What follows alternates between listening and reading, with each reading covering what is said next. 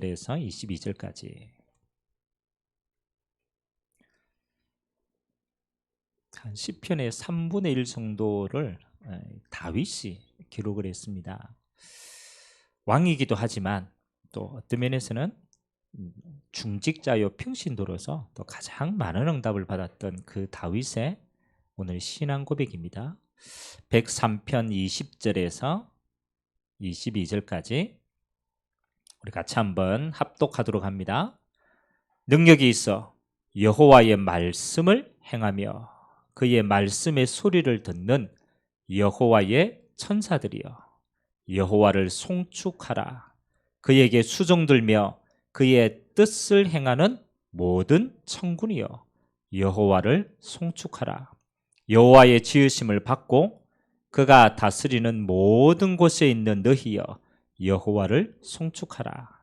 내 영혼아 여호와를 송축하라. 아멘. 지금도 이스라엘이라는 국가가 있죠. 유대인들이 가장 존경하는 인물, 그렇죠? 누구겠어요?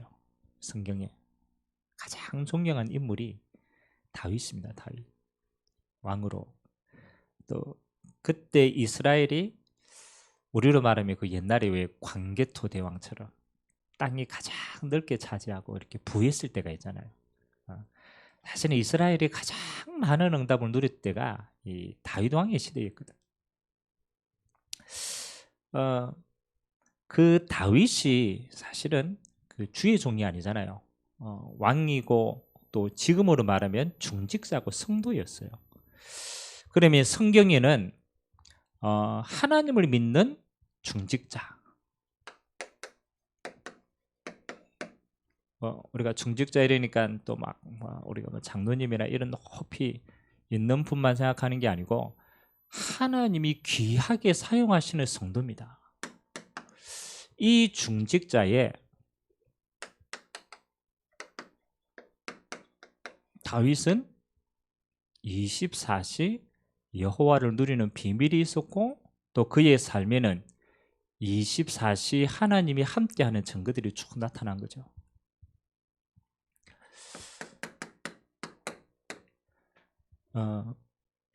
우리가 뭐 눈에 안 보이니까 뭐 안 보인다라고 하지만 반드시 성경은요 영적 사실을 기록하고 있거든요. 오늘도 다윗도 뭐라고 얘기했느냐? 여호와의 말씀을 성취하는 천군이다. 어마어마한 영적인 걸 얘기했어요.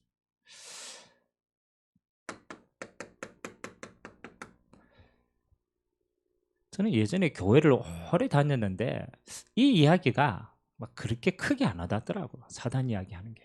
사단, 마귀, 귀신이 성경에는 있는데 이게 막 크게 제 신앙생활을 하는 데는 이게 잘 안 보였어요. 그냥 열심히 하면 되니까, 그냥 잘 신앙생활을 하면 되니까. 근데 진짜 응답을 받으려고 하면은, 그렇죠, 사단의 존재를 아는 게 굉장히 중요합니다. 성경 이야기는 하나님이 만든 에덴 동산에 모든 걸 주셨는데 첫 번째 파괴자가 요거든요. 그러니까 하나님 주신 모든 축복을 빼앗을 뿐만 아니라 앞으로 하나님이 주실 응답을 받을 사람의 그 축복도 계속 빼앗아가는 존재로 기록하고 있어요. 그래서 사단의 주특기는 뭐냐? 그렇죠? 여러분, 사단의 주특기가 뭐겠어요? 뭐 분리시키고 파멸시키고 이것도 있는데 사단의 가장 중요한 주특기는요,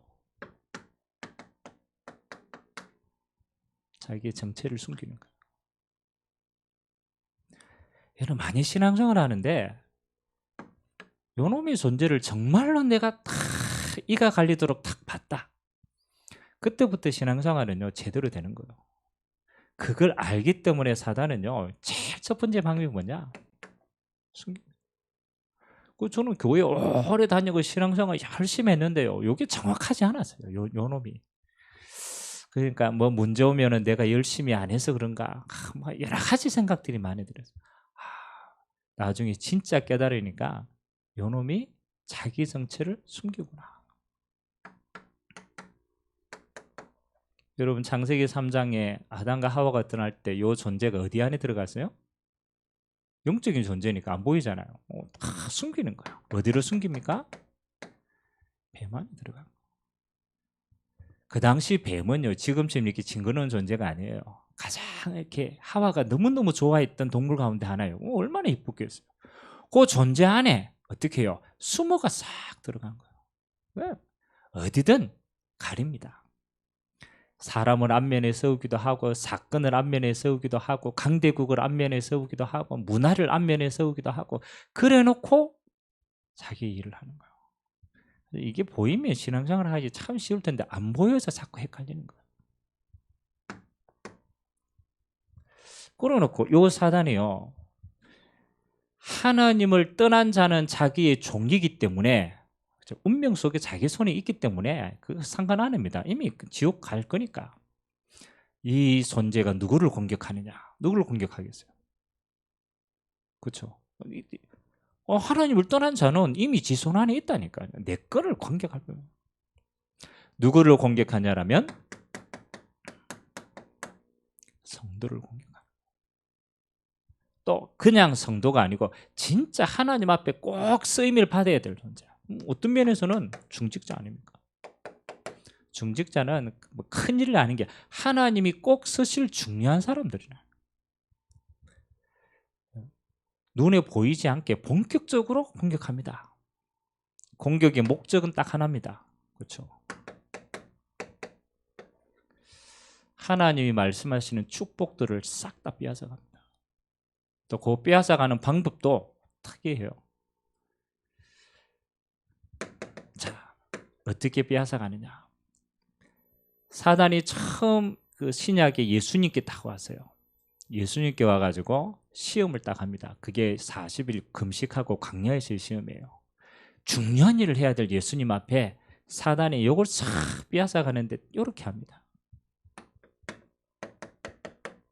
예수님이 금식했으니까 배가 고플 거 아니에요. 그러니까 예수님 앞에 딱 나타나가지고 빵 모양으로 된, 성경에는 떡이라고 있지만 그 문화는 빵 아닙니까? 이렇게 그 돌 가지고 뭐라고 했어요? 다 진짜 배가 고파고 먹음직스러울 거 아니에요. 그래 사단이 요거 가지고 와가지고, 야, 내가 이거 뭐 만들어 먹으라? 떡 만들어 먹으라. 먹을 수 있어요, 없어요? 먹을 수 있지. 근데 사단의 목적은 그게 아니란 말이에요. 예수님이 그걸 얼마든지 할 수 있지만 그 속의 정체가 다른 거잖아요. 육신적인 것을 딱 해가지고 뭘 빼앗아가느냐? 영적인 걸 빼앗아가는 거예요. 참, 요게 사단의 중요해요.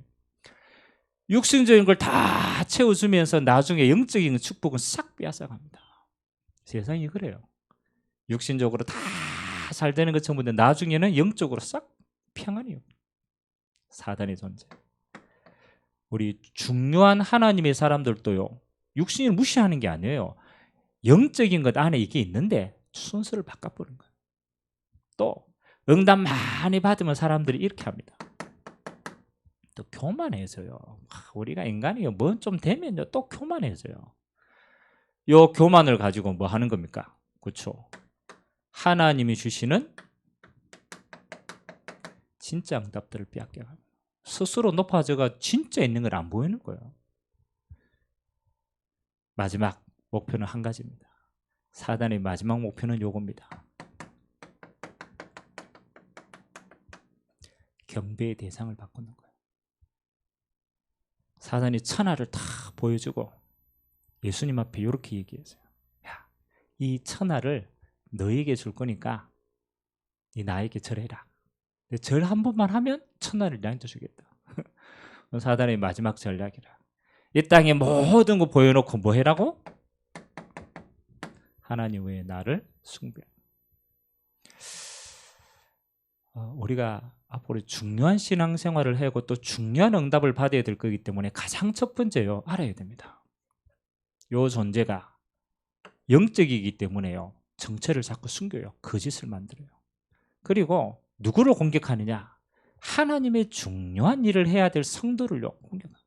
어떤 방법으로? 이렇게. 그래서 여러분 첫 번째 서론해 보시기 바랍니다. 하나님이 중직자를 부르신 이유는 뭐 하기 위해서라고요? 서론에 보니까 중직자를 부르는 이유가 그래요. 이게 다 있습니다. 근데 말해야 돼요. 그래야 집중됩니다. 여러분 곰곰이 생각해 보세요. 하나님이 목회자를 부른 이유는 영적인 걸 지키기 위해서 불렀고요. 요거 깨닫게 말하라고 불렀고, 하나님이 중직자, 다시 말하면 평신도의 이 중요한 사람을 부른 이유는 한 가지입니다.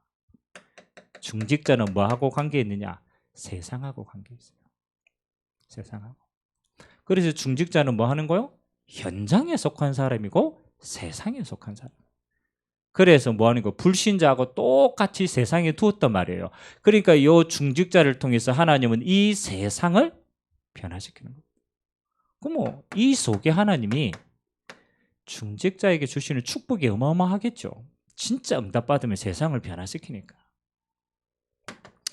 그래서 중직자가 축복이 흘러가는데 그 축복의 통로가요, 교회입니다. 꼭 기억하셔야 됩니다. 하나님은 교회를 통해서 일을 해 가시거든. 하나님의 나라를 이루어 가니까. 그러면은 중직자가 하나님의 복을 정상적으로 받는 통로가 뭐냐? 교회의 축복과 함께 가는 거예요. 그래서 하나님은 이 교회의 시간표를 쭉 인도해야 되니까 하나님이 그렇죠. 목회자를 통하여서 그 교회의 시간표에 말씀을 주십니다. 그래서 여러분이 축복받는 건요, 뭐 일을 열심히 하는 것도 맞지만 진짜는 많으냐? 그 교회에 주신 말씀의 흐름들을 잘 같이 가는 거예요. 그걸 보고 언약을 잡았다. 우리가 말씀을 흘러간다. 그래서 하나님이 그 교회에 주신 뭐? 하나님의 언약이 뭐냐? 이 언약이 나와 우리 가정과 우리 후대를 통해서 어떻게 성취되어 가는가? 그렇죠? 그래서 이거 함께 가는 거예요. 그래서 하나님은 이 교회의 축복을 가지고 가는 중직자에게 교회뿐만이 아닙니다. 하나님은 세상에 나갈 때 이 축복을 주시는 거예요. 하나님이 보좌에서 하나님이 함께 하시는 24시의 응답을 주시는 거예요. 이거는 교회를 통한 축복이라면 그 응답이 세상으로 흘러가는데 여러분에게는 보좌의 능력을 가지고 세상을 변화시킬 수 있도록. 그래서 하나님 어떤 면에서는요, 여러분에게 제일 하나님 주시고자 하는 응답이요, 이 축복입니다. 보좌의 축복이요. 왜? 세상 속에 있으니까. 세상을 변화시켜야 되니까. 그래서 오늘 그 보좌의 축복을 24시 누리는 중직자들에게 주시는 하나님의 응답이 25시. 요거는 하나님의 시간입니다. 요건 우리는 응답이라고 얘기하죠. 하나님이 어떤 응답을 주시느냐? 5가지 응답이 따라온다라고 얘기했어요. 자, 그래서 여러분이 또 앞으로 우리 교회 중직자님들이 반드시 누리게 될 5가지 응답의 시간표입니다. 첫 번째가 무슨 응답이라고요? 1번.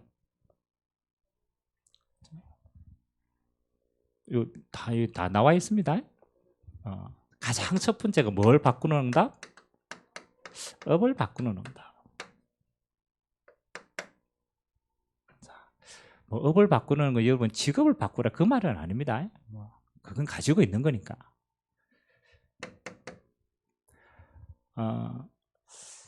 여러분 일하는 것 속에 여러분이 그 일을 가지고 만족하는 사람이 얼마나 되겠어요? 여러분 직업의 보람을 느끼고, 야, 이게 가치 있는 일이구나. 이게 진짜 이게 얼마나 되겠어요? 그렇죠? 그럼 다른 말로 여러분 오늘 하루 열심히 일했는데 그것을 보람 찾고 가치 찾고 다 그랬어요? 맞잖아요. 이유는 딱 한 가지입니다. 왜 열심히 일합니까? 월급 나오잖아. 맞잖아요. 그 보상이 작지만 그거라도 있기 때문에 버티는 거예요.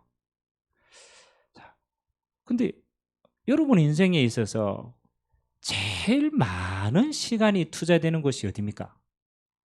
잠자는 거 빼고. 맞잖아요. 잠자는 거 빼고 제일 많은 시간이 투자되는 게 어디예요? 일하는 시간이래, 일하는 시간. 근데 내가 일하는 그게 단순히 회사에서 주는 월급만큼의 가치가 딱 있다. 그럼 우리 인생이 너무 비참하잖아요. 안 그렇습니까? 그것도 많이 주면 좋을 건데 많이 안 주잖아. 그게 우리 인생의 목적이 아니라 하나님이 성도에게, 중직자에게 주시는 업은 뭐냐? 그렇죠? 세상을 바꾸는 도구입니다. 그래서 하나님은 성도의 업을 뭐라고 그러느냐? 그렇죠? 여러분의 주업은 뭐 하는 거? 나왔잖아요. 여러분의 주업은 뭐 하는 거? 그렇죠? 복음 전하는 도구. 하나님이 여러분에게 업을 주신 이유는 딱 한 가지입니다. 그걸 가지고 그 업 속에 있는 사람들에게 하나님의 나라 증거하는 도구입니다. 그래서 여러분이 일하는 모든 것은 사실은요, 그거는 부업이라, 부업. 진짜는 요거라. 진짜. 성경에도요, 요 응답 그대로 받았던 사람 나오죠. 요셉. 요셉은 총리가 되었어요. 근데 요셉은 총리를 뭐라고 생각했느냐? 이건 부업이에요. 그 자리에 있으니까. 진짜 응답은 뭐냐? 총리가 되어서 애굽에 하나님 나라를 전할 수 있는 거예요. 그게 자기에게는 진짜 가치라. 왜? 그건 영원한 거니까. 그건 하나님의 나라하고 관계되는 거니까. 근데 하나님이 자리를 이렇게 주셨어요. 총리라는 자. 안 줘도 되는데 하나님은 영향이 있는 자리를 허락하신 거예요. 다윗은 자기가 왕 되려고 노력한 적이 없어요. 하나님이 다윗을요, 왕으로 그냥 세워뺐어요. 왜 그렇습니까? 하나님은 다윗은 왕을 가지고 뭐 하는 거요? 그렇죠. 하나님의 나라를 증거하는 도구였어요. 그래서 다윗이 이렇게 신앙 고백합니다. 우리는 왕이 되면 다 가졌잖아요. 참 좋다라고 얘기할 텐데 다윗은 왕 되는 게 이건 내 자리 중요하지 않다. 나는 하나님의 성전의 문지기로 있는 게 난 그게 진짜 좋다. 그 다윗의 주업은 하나님의 나라 누리는 거예요. 여러분이 세상 속에서 하나님 주시는 축복을 정말로 누리면요, 여러분이 업을 바꾸는 눈이 싹 바뀝니다. 내 주업은 하나님 나라 누리고 증거하는 이 일인데 내게 이 일을 부업으로 주었구나. 아멘. 그래야 진짜 하나님이 세상을 바꾸는 거예요. 따라오는 겁니다. 그래야 여기에서 뭐 하는 거예요? 여러분이 되니 안 되니 가치가 있니 없니 그런 고민을 안 하는 거예요. 작게 주면 작게 준 거 가지고 하나님 나라를, 많이 주면 많이 준 거 가지고 하나님의 나라를. 나중에 우리 인생에 결산할 때는 하나님이요, 요거 가지고 결산합니다. 네 인생에 하나님의 나라를 얼마나 잘 누리고 증거했냐. 그게 인생이라. 두 번째, 여러분들이 하나님의 정말로 응답을 계속 누리면 따라오는 게 있어요. 그게 어느 날 기도가 싹 바뀌는 응답이에요.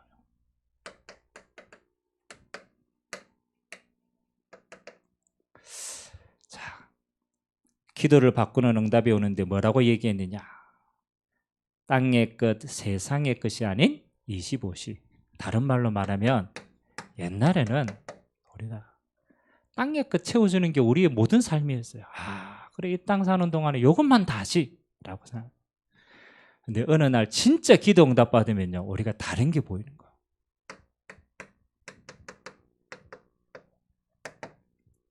하나님 나라의 것. 육신의 것이 아무리 있어도 어느 날 정복되지가 않아요. 다 있는데 안 채워져요. 평안이 아니면 나니까요. 어느 날 깨닫게 된 거죠. 하나님이 응답으로 주신 하나님의 나라의 것은 다스려지는 거예요. 그러니까 영적인 응답들이 먼저구나. 그래서 하나님은 우리에게 기도할 때 이렇게 기도하라고 얘기했어요.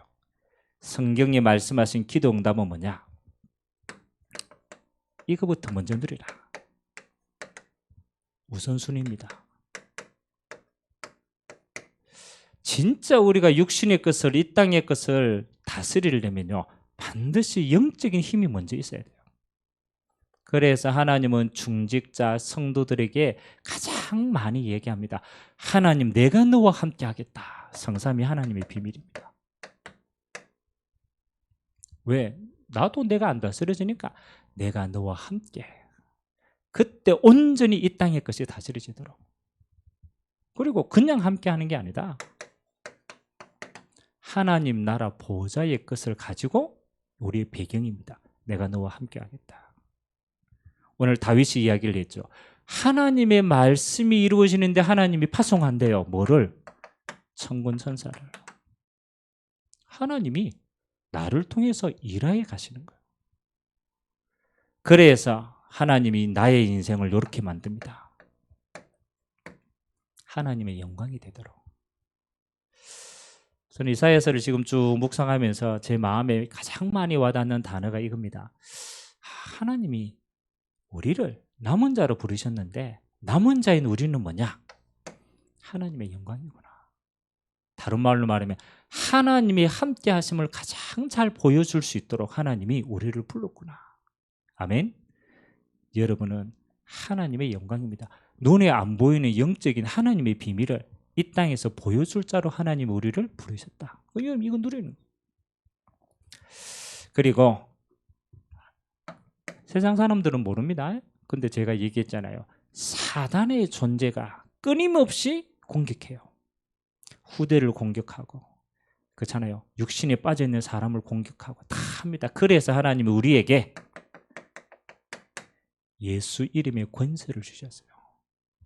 여러분, 영적인 존재는 사단은요, 어떤 것도 꺾이지 않습니다. 내 이름으로만 꺾이는 거예요. 그래서 부활하신 예수님이 하늘과 땅의 모든 권세를 내게 주셨다. 그 이름으로 가라. 그죠? 여러분, 다른 기도 앞에 정말로 하나님이 우리에게 주신 성삼위 하나님이 누리고 예수 이름으로 가는 곳마다 하세요. 흑암을 꺾는 권세의 기도를 주셨다. 그리고 저와 여러분이 가는 곳마다 생명 살리고 하나님의 나라를 이루도록 우리에게 전도 비밀을 주셨다. 그냥 잘 먹고 잘 살아라 수준이 아니고 영혼 살리는 것을 하나님이 우리에게 열매를 주신 거예요. 그래서 어느 날 우리의 기도가요, 하나님의 것을 누리면 이렇게 바뀝니다. 하나님의 것이 먼저구나. 그러니까 그걸 누리는데 땅의 것은 따라오는 거. 우리 중직자에게 주신 축복 누리게 되시기를 주님의 이름으로 기도합니다. 기도가 바뀌어지는 겁니다. 세 번째,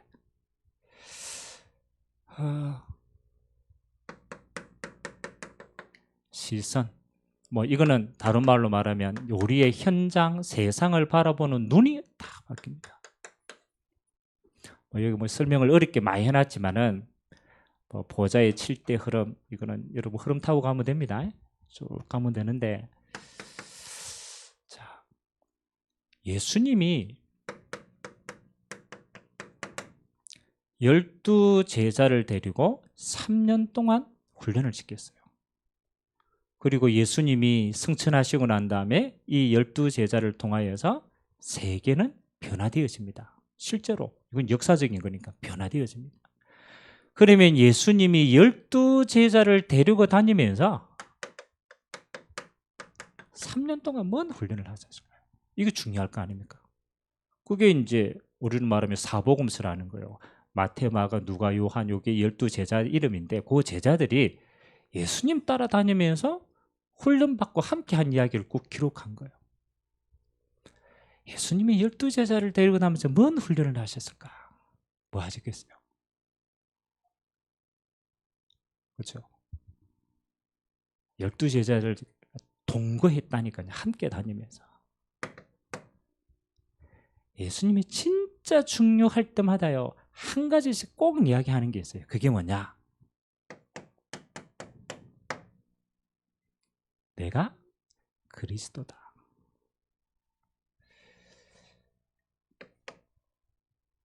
예수님이 중요한 사건들을 이야기를 하고 중요한 기적을 베풀고 중요한 거 얘기하고 난 다음에요, 항상 얘기합니다. 야, 구약에 너희를 구원할 메시아를 보내겠다고 얘기했는데 그 그리스도가 누구다? 내가 그리스도다. 요거 이제 제일 눈치를 잘 챈 인물이 베드로입니다. 그래서 마태복음 16장 16절에 주는 그리스도시요 살아계신 하나님의 아들이십니다. 여러분이 교회 아무리 열심히 다녀도 예수님이 그리스도라는 사실이 믿어져 보면 그때부터 바뀌는 거예요. 우리의 구원의 눈이 바뀌는 거예요. 두 번째는요, 예수님이 제자들을 쭉 데리고 다니면서 함께하는 내가 메시아다라는 거, 그걸 알게 하셨고 그걸 믿게 하셨고, 두 번째는 현장 보는 눈을 싹 바꿨어요. 참 중요합니다. 그 당시 바리새인들은 율법이 단줄 알고 뭐 자기 권력의 단줄 알고 뭐 망하는 줄도 모르고 막 그냥 살았단 말이에요. 예수님은 제자들을 쭉 데리고 다니면서 보여주셨어요. 병든 자, 야, 그냥 병든 자가 아니지 않느냐. 귀신 들려가지고 무너진 자.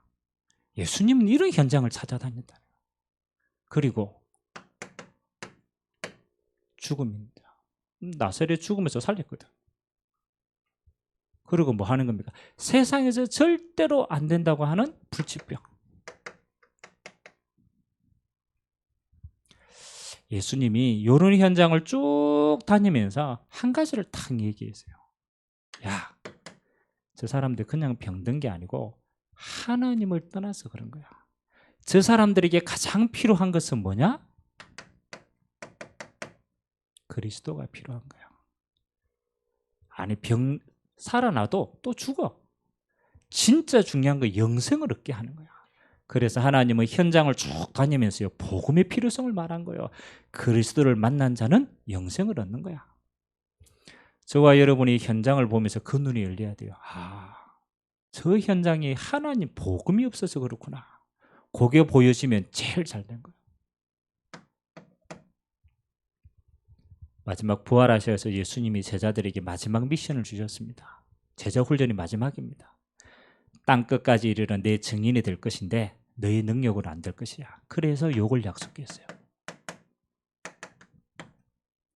오직 성령이 너희에게 임하시면 너희가 권능받고 땅끝까지 증인될 거야. 가장 중요한 기도응답, 성령의 역사. 요거 마무리하고 승천하셨습니다. 제자들은요, 그래서 그리스도 만나서 인생의 모든 문제 끝났어요. 예수가 그리스도구나. 그 믿음으로 구원받는구나. 끝이구나. 현장 보고 복음 전해야 될 이유가 여기에 있구나. 그리고 하나님의 성령의 능력으로 되어지는구나. 요 응답. 오늘 저와 여러분이 교회를 오래 다니는 게 아닙니다. 그리스도를 만나고 현장의 전도 이유를 찾고 성령 충만의 능력을 덧입고 그거 가지고 세상을 변화시키는 자로 서게 되길 주님의 이름으로 기도드립니다. 자, 마지막 시대에 하나님은 우리에게 세 가지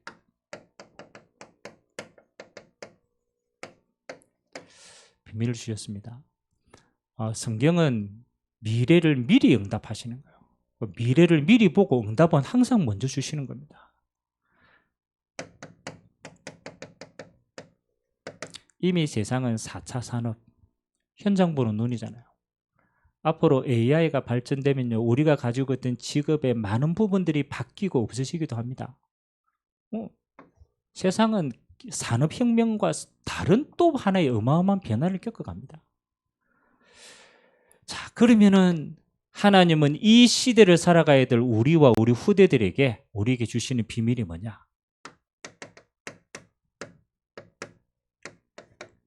지금과는 비교할 수 없는 영적인 문제들이 더 크게 일어납니다. 우리가 알잖아요. 선진국일수록 뭐가 많느냐? 이게 더 많아요. 영적 문제가 많아요. 미국 이미 마약 손댈 수가 없어요. 그건요, 발전됐는데 다 편한데 안 찾는 거예요. 영적 문제 일어납니다. 유럽 이미 꽉 찼어요. 그래서 하나님이 마지막 시대의 현장 우리에게 주시고 뭐 할 것이냐, 이 영적인 문제를 복음으로만 치유할 수 있다. 그래서 이거 빨리 준비해라. 그럼 기도하시기 바랍니다. 진짜 마지막 시대요, 중독 시대에 오고 이미 왔잖아요. 그리고 완전히 환각시대, 무기력시대, 정신병 시대 이미 왔잖아요. 다른 것으로 병은 안 됩니다. 하나님이 시대를 살아간 우리에게 뭐요? 복음으로만 치유할 수 있다. 이거 준비해라. 두 번째는요. 시대입니다. 시대. 현장 보는 눈이니까. 237 시대 준비해라. 그게 뭐 하는 겁니까? 예전에는 우리가 글로벌 시대라고 얘기했어요. 앞으로는요. 지금도 그렇지만 더 빠릅니다. 237 시대. 그래서 진짜 하나님이 쓰시는 교회 뭐가 통해야 돼요? 우리는 이거 해야 돼요. 세계복음 하는 거예요. 작아도 우리의 기도는 이 응답으로 가야 돼요. 237이 전체가 뭐 하는 거? 복음화 되어지는 크기입니다. 크기. 이거 안 되면은 우리도 못 살립니다. 237 시대에서.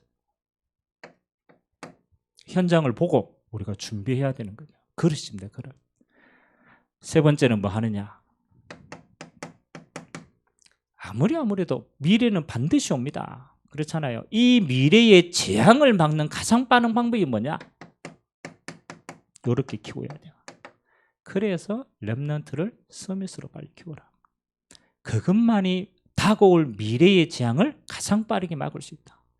여러분 안 그렇습니까? 우리가 살아가는 시대하고 우리 후대가 또 살아가야 될 시대는 달라요. 미리 알고 우리 렘넌트들 뭐로? 영적 서밋으로 빨리 써요. 어려서부터 이 영적인 비밀을 가르치고 이길 수 있도록 만들어야 돼요. 그리고 하나님 주시는 기능 서밋, 달란트를 가지고 개발하고 그리고 문화 서밋으로 갈 수 있도록 그것만이 미래의 재앙을 막을 수가 있다. 그래서 예수님은 뭐 하는 겁니까? 이미 현장에 임할 걸 보고 미리 답을 주는 거예요. 미리. 그거 하라고. 하나님이 마지막 시대에 우리에게도 빨리 중직자들이 눈 떠서 뭐 하는 거? 복음으로 치유할 준비해라. 237 시대 빨리 준비해라. 그렇죠? 그리고 렘넌트 시대 준비해라. 우리 중직자가 받을 기도 응답인 줄 믿습니다. 기도하는 거. 네 번째는 여러분이 뭐가 바뀌느냐. 자, 진짜 중요한 건 여러분요, 뭘 하는 게 아닙니다. 여러분의 생각이 바뀌게 돼 있어요. 그래서 제가 나이 드신 분들 쭉 보면요, 여러분 나이 들면은 특징이 좀 생깁니다. 나이가 들면 들수록 어떤 특징이 생기냐라면 각인된 게 빨리 드러나요. 그래서 여러분 나이 들고 막 하면요, 먹는 것도 언제적이 생각납니까? 아직 다 나이 안 들어가지고 옛날에 먹던 거 생각나요. 각인돼 가지고 선택하는 것도 다 요거대로 빨리 드러나요.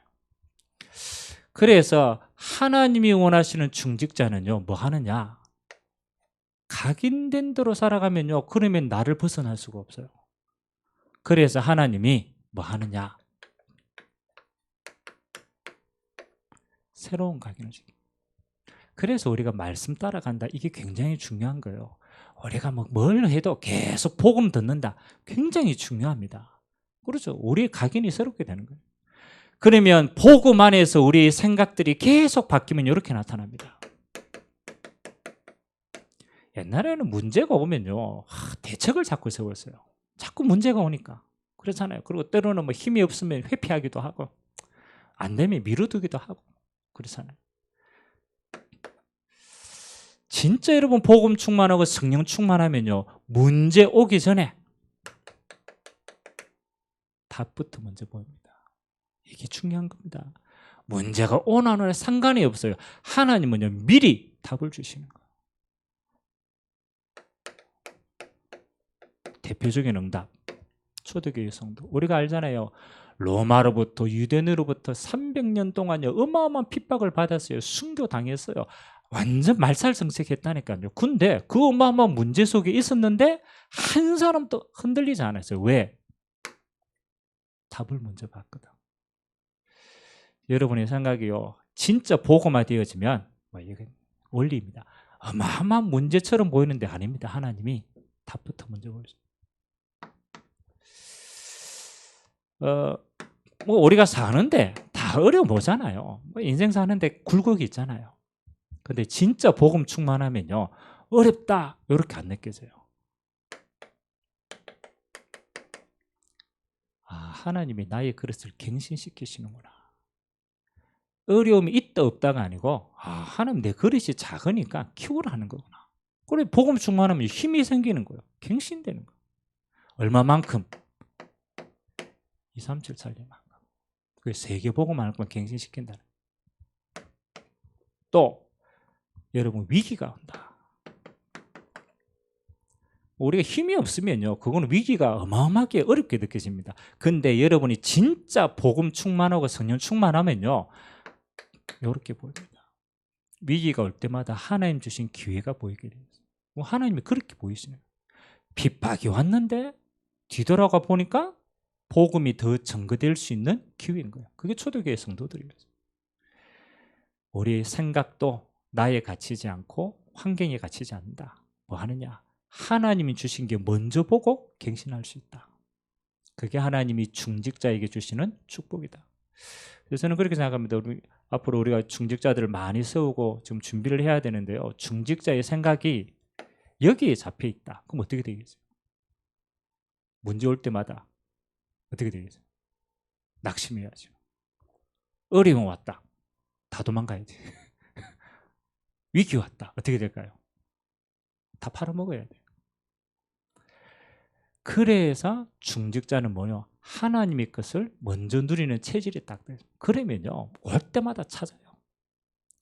올 때마다 키워보는 거예요. 위기 왔다. 더 좋은 기회로 만들고. 이래서 하나님이 중직자를 더 새롭게 크게 쓰신다. 마지막 5번째. 우리 인생의 마지막 결론입니다. 우리의 마음의 상태가 바뀝니다. 여러분, 복음은 하나님이 나와 함께 하시는 건데 그 결론이 뭐냐? 감사합니다. 바울은 이렇게 고백했어요.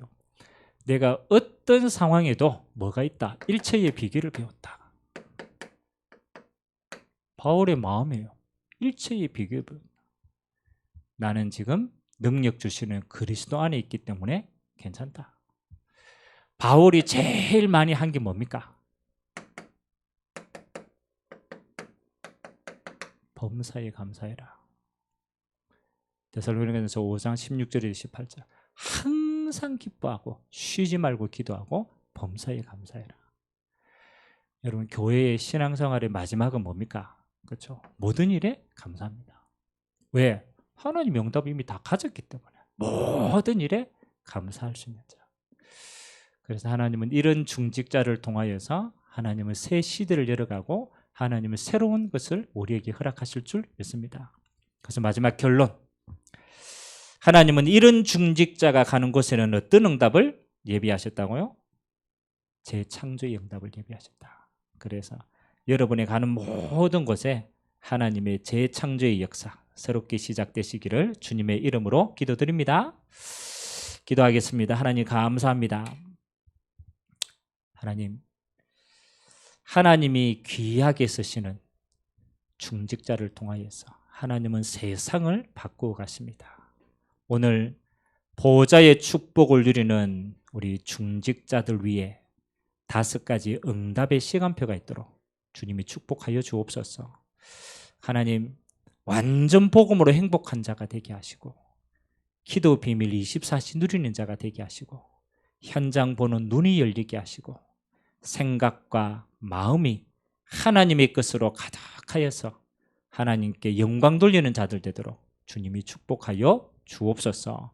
한 번밖에 없는 우리의 인생이 하나님 앞에 마음껏 쓰임받다가 우리가 하나님 앞에 서서 칭찬받는 종으로 설 수 있도록 은혜에 더하여 주옵소서. 감사를 드리며 예수 그리스도의 이름으로 기도드리옵나이다. 아멘.